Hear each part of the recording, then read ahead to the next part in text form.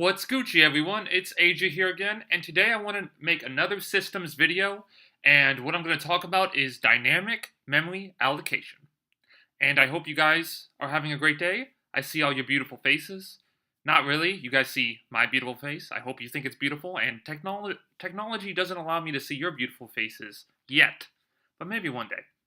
So, the reason because I want to talk about dynamic memory allocation is because it's very important in computers. You know, you have to allocate blocks of memory for your system and your programs to be able to use, to be able to change variables, to be able to store things so that you can, have data and show it. Because that's really what computers are doing, is manipulating, showing, and storing data on a very high level.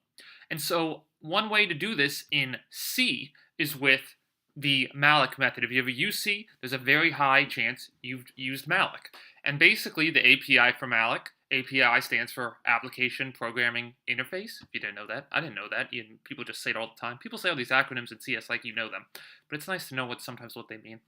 So, Malloc, what it does is, if successful, it returns a pointer to a memory block of a least size block. So Malloc, you give it a size, you give it how much memory, how many bytes you want, and then it will return you a pointer to a block of that much. Now, what it will do in this case of Malloc is it will always allow it to an 8-byte boundary. So if you say you want a size of 5 bytes, it will give you back a block of 8 bytes. And that's perfectly okay, but the computer needs to do that to be able to align everything by a certain amount, according to it.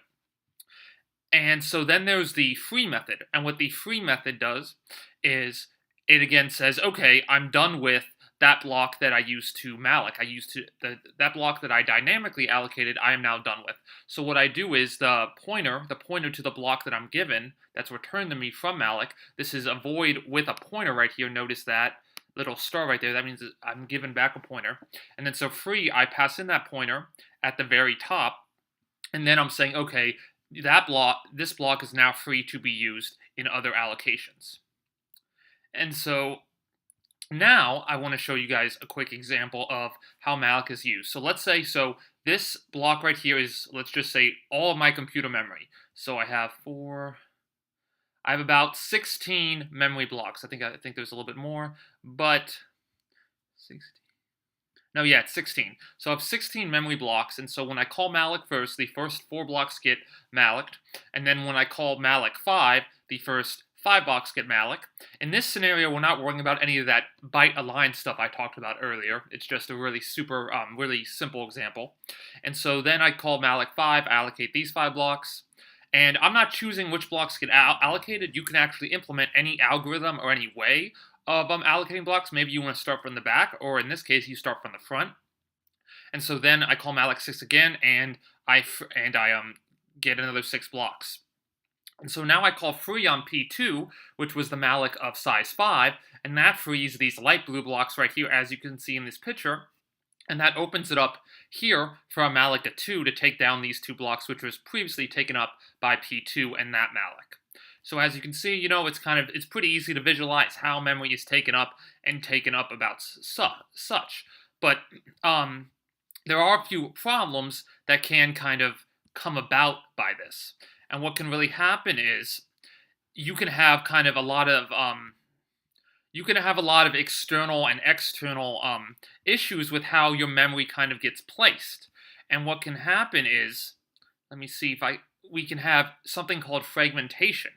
And what that means is that, as you can see here, it says poor memory utilization caused by fragmentation, is that you have internal fragmentation, which is the difference between the block size and the payload size. And what that means is that the payload is the actual memory that I am using. So it's the memory that maybe I store, my addresses in, or I'm storing my data in. And so you may be saying, oh, isn't that all I'm using all of my memory for, so there is no internal fragmentation?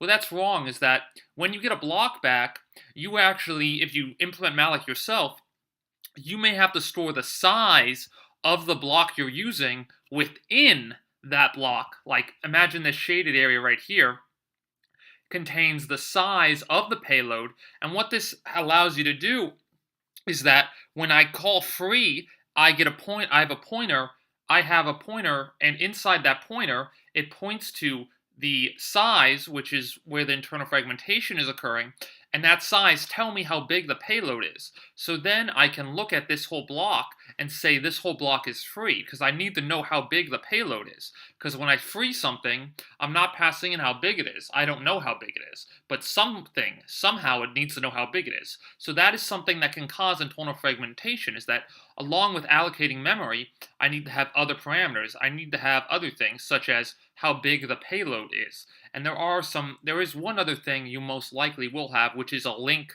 to another block, but I'll try to explain that later. And so also, besides internal fragmentation, there's external fragmentation.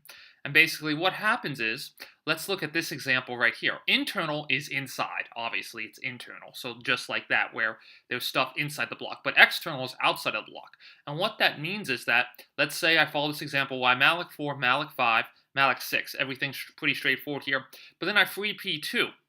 And then, so, okay, now I've got this 5 block and I've got 2 blocks here.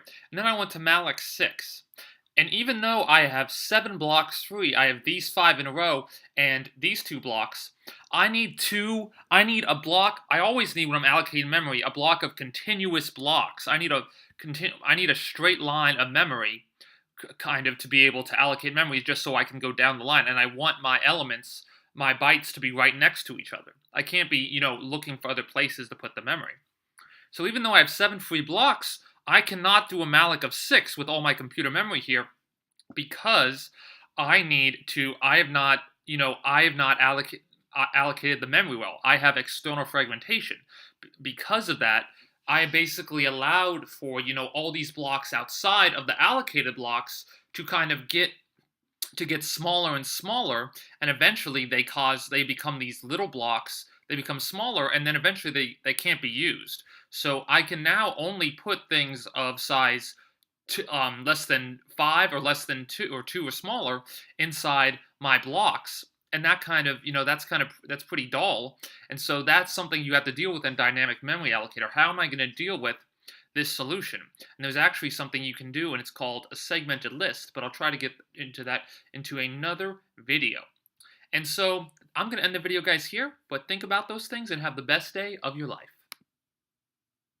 Hi again, everyone. Thanks for watching. I appreciate you guys for liking, subscribing, and commenting on this video. If you want to watch more videos of the same category, you can click over here. And if you want to watch any new videos and learn something new, you can click over here. Have the best day of your life.